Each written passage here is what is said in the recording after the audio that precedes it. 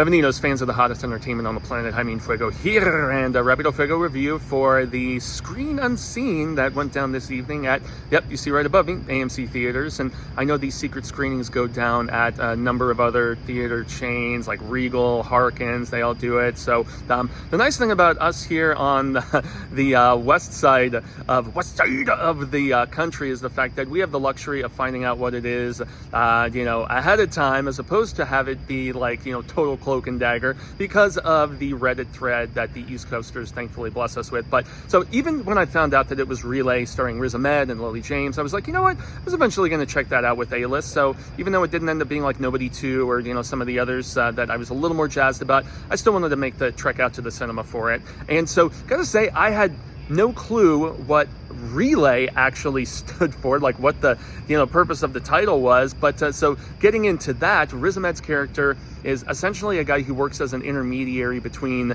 people who find compromising information about these big corporate companies and their nasty dealings, initially want to be whistleblowers, want to go to the press and expose this sordid sort of shizzle, and then they get cold feet and they need somebody to work as kind of like a negotiator, mediator of sorts, to kind of make sure they don't get killed or whatever sort of thing, and also get some Skrilla in the process. And so that's what Riz does.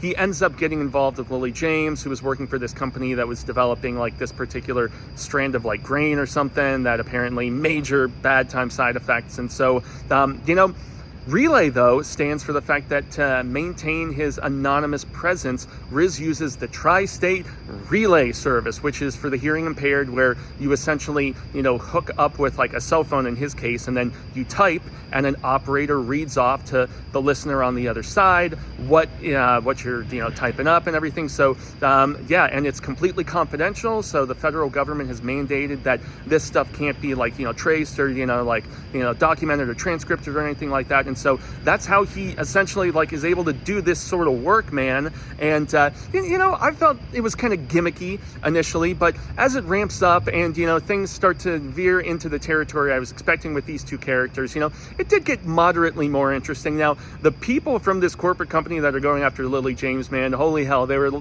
almost like the equivalent of the bad guys in Dumb and Dumber, but not intentionally funny. Like Sam Worthington in this movie, he just like screams and yells and like throws shit. And then there's this girl who's like constantly chewing gum and like exactly like the henchman woman from Dumb and Dumber. But gotta say, it did, from an acting standpoint with Riz and Lily, save the film for me. And in all honesty, the third act did some stuff that I was not expecting. And so, thanks to them for that. It kind of saved the flick for me.